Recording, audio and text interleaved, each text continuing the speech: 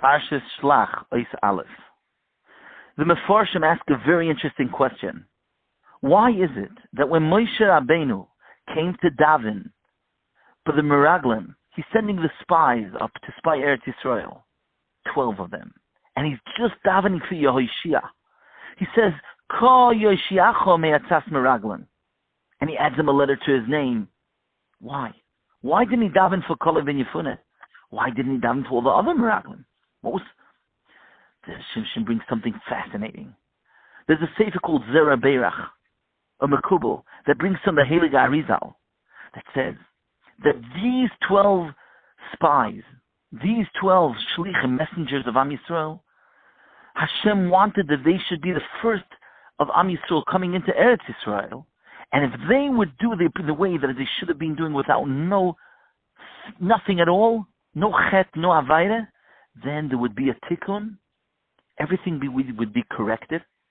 And in each one of these messengers, each one of them had a neshama, the neshama of the tribe. Ruvain, Shimon, all the 12 tribes, all the 12 shiftei kod, the children of Yaakov, all of them, the neshama came down with these meraglim, and if then it would have all been as it should be, then there would have been a tikkun, and they wouldn't have any sins ever. But that's when the Chet HaMeraglim happened. And they said the Lashon Hara, and they spoke evil, they spoke bad about Eretz Yisrael. And all was lost. The whole thing that came around the Chorban Beis HaMikdash was because of the Chet HaMeraglim. Look, the Heilige Zera Shimshon, but now, Kulam Ksherim, they all are ready for the mission, they're ready to go to Eretz Yisrael, they're all kosher, they're all 100% tzaddikim. And Moshe Rabbeinu, he's looking for his grandfather. He knows that the one who is standing in his stake, in other words, who's the one who's the Nitzig? Who's the one in the name of Shevet Levi? Where's the neshama of Levi? So Ruvain came into his grandson, the one who came from Shevet Ruvain, and so on. Every Shevet, together with the tribe, the Shevet came along, the ancestor. But Levi didn't send no shliach. They didn't send no spy, because Levi had no part in Eretz Yisrael. So where's Levi? And then Moshe Rabbeinu recognizes that Yosef HaTzadik has two. One of them was in his stead, from Shevet Menashe. And the other one that came from Shevet Ephraim is actually in the place of Levi. Therefore, Yaakov and Moshe Rabbeinu felt, this is my tribe, this is my Shevet. And that's why I have to, whatever I could to help my grandfather make the tikkun. And that's why when it came to Yehoshua ben Nun, who was in the place instead of Levi, Moshe Rabbeinu added to his name and said, that was his part in his grandfather's have the tikkun and the aliyah of the neshama. We are going to learn a very beautiful piece of Zera Shimshon, this week's parsha, which is not only a word in the parsha, but it's also a tremendous yisoid about the great, terrible midah of gaiva, that is the shoyrish, it is the source of all midas rois, and it's a lot of times the source of all churbanis, because we're going to hear from the parsha a very big message, a very, very sharp message about what it means that gaiva, that brings a person to look for kavod, is moitzi as a adam in ha'olam, it can be moitzi other people from the world too. And we start with what it says in the parsha, that when Moshe Rabbeinu was sending the Meraglim, it says, Vayikra Moshe v'Hoshea ben Nun Yehoshua.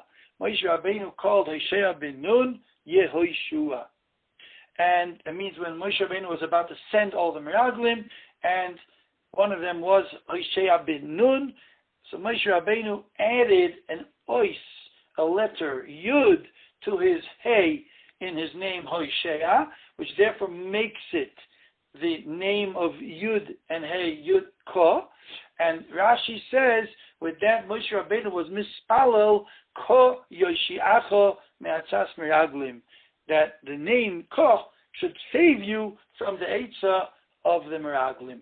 So one has to understand that it's not a coincidence that that's the name that Moshe Rabbeinu is using through the name of Yeshua to bring a Yeshua from Dafka, this Inyan of Atzas Meraglim. Why Dafka the name Ko? So there's a beautiful word which the Zera Shimshon is megala, a tremendous oimek, And from the fact that Moshe Rabbeinu added this Shem Yud Kei is going to show us a remez to what really was the shoyrish, the source of the Chet of the Meraglim, the way it is written in the Zohar. So he says the following. The Sefer HaZohar, in this week's Parsha, in Shlach, Kuf Nun Ches Amud Aleph, on the Pasuk Kulam Anoshim, says the following. Kulu Zakoin Havu. Anoshim Loshen Tzadikim, like Rashi brings. They were all tzaddikim. V'reishei the Yisrael Havu, and they were heads of Klal Yisrael. They were princes. They were Nesiim. Avol inun dibru legarmayu eita bisha.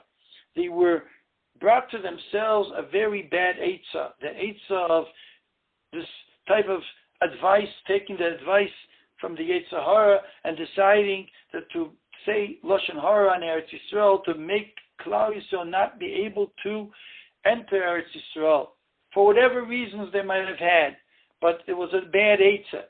And where did it come from?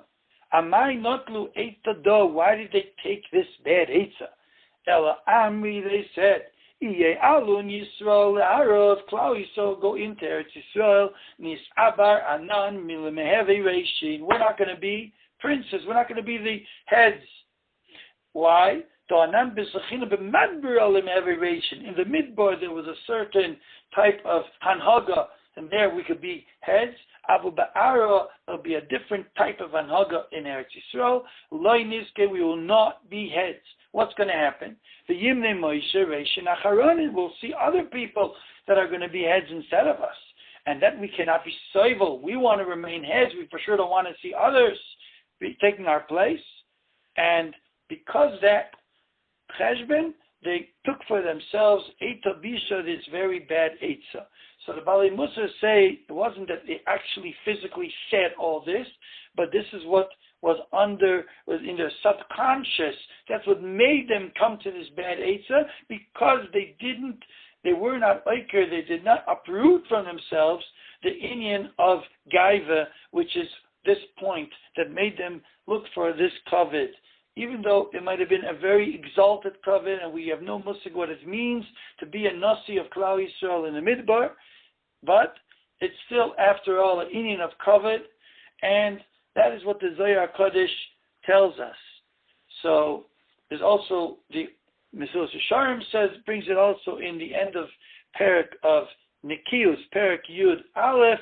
He also discusses the fact that kavod could bring a person to be moitzi its atzmim in ha'olam, like the Mishnah says in Pirkei Avos, and also destroy others, all because of kavod.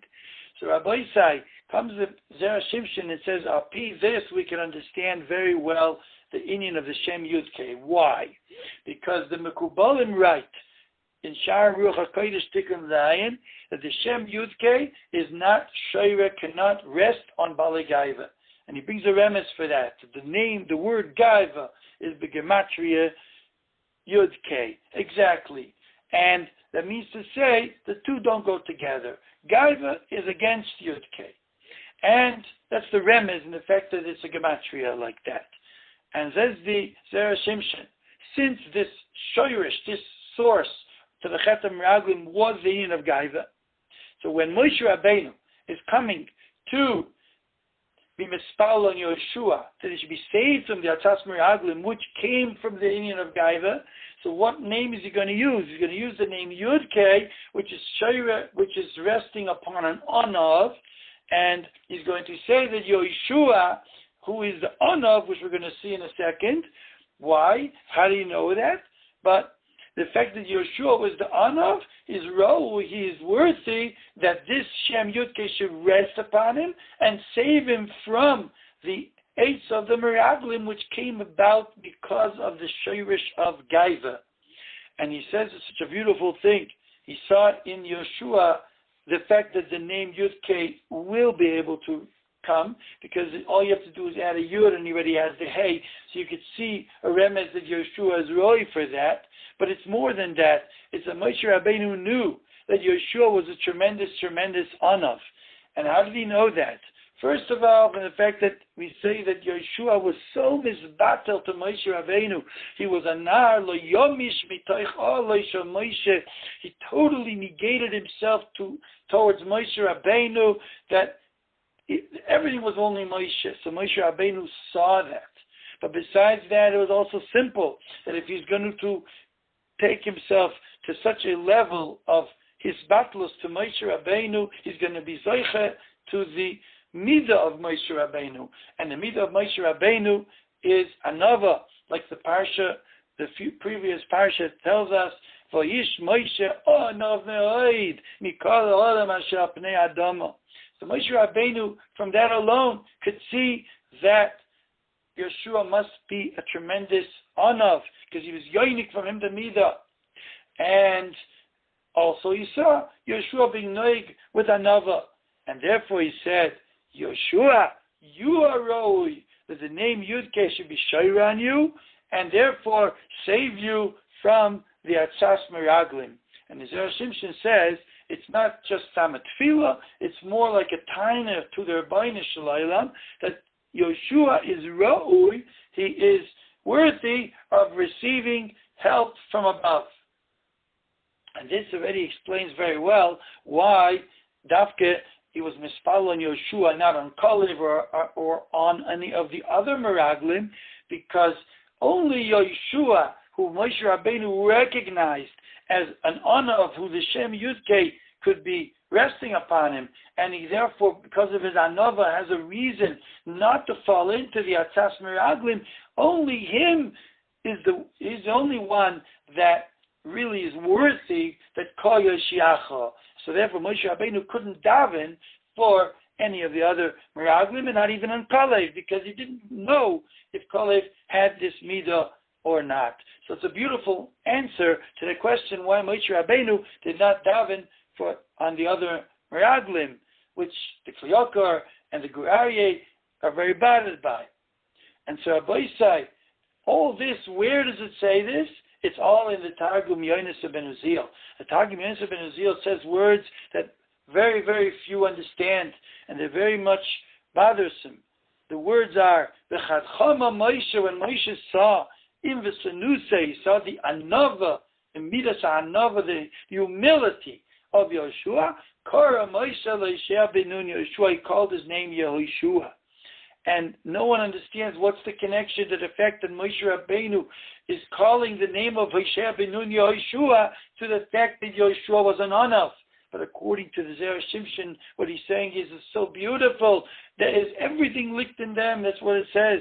Because the Kara Moshe means that he's going to say Kol Yoshiachov Atzas Meraglim. And it's only because he saw, in the way we explained, he saw the Anivus of Yeshua. And that's how Memele Moshe Rabbeinu was able to call the name of Yeshua, Hoshea Benun, Yeshua, and Yeshua was able to be saved from the Atas Meraglim. So Rabbi Isai, besides being a beautiful word in the Parsha, it's a Yisoid Godel Ma'oid, like we mentioned before, the Mesilas Yesharim, that a person has to be very careful to uproot the bad type of gaiva, haughtiness, which brings him to look for kavod, and it brings him to be moitzi his atzmim in oila, moitzi a lot of other people from the world. And one of the big things it does, it makes a person want to say Lashon Hara, and brings about Sinas Chilam, and brings about Chorbanis. So this, Rabbi Isai, is a tremendous message which we have to take out of this week's Parsha, of Parsha Shlach Lecha. And if we're going to take this message out of the Parsha, we'll be able to have the Shem Yudke Shoyer on us to save us from all the nisyonis of our generation, and it would also be able to save us from the tremendous geferlich effect of Lashon Hara, where the Chafetz Chaim says that the Iker Shoyrish of Lashon Hara is the Inyan of Gaiva, because a person wants to be above the others, and therefore he says things about others that are to shame them, things of Dvarim Shel Genai, Dvarim Hamazikim, because he doesn't want the others to be above them. and he doesn't for sure care about the others. It's all to do with the midah of gaiva. Chavetz Chaim says it's also muchach in the Gemara in Erechin of Tezayin Amud Beis with the Marshav that says it over there. That inyan of gaiva is what brings about lashon hara, which brings about sinas chinam, which brings about churban. And Rabbi say this is exactly what it did from the time of the Meraglim, because the time when the Meraglim came back, what does it say? It says that Vayivku Ham B'Layla Hu, and HaKadosh Baruch Hu says, You are Beicha B'chia Shel Chinam, and I will give you a B'chia L'Dairais, which is the Churban Beis HaMikdash. Rabbi say, the Hagaiva of the Meraglim brought about Churban Beis HaMikdash at the end, because it brought about Chet of Meraglim. And the same Shoirish is going to, later on, was going to bring about the inyan, and did bring about the inyan of Churban Beis HaMikdash through Lashon Hara, which brought the sinas chinam, which brought the tremendous churbanis. So Rabbi Yisrael, we're going to learn the message and become proper anovim and be metakin the chet of Lashon Hara. We will have atzlocha in life, and we will be able to bring forth the Binyan Beis HaMikdash HaShlishi, B'Korov Mamish, B'Meheira, B'Yameinu, Amen, V'chein Yehi Ratzain. Good Shabbos for everyone. Should all be blessed.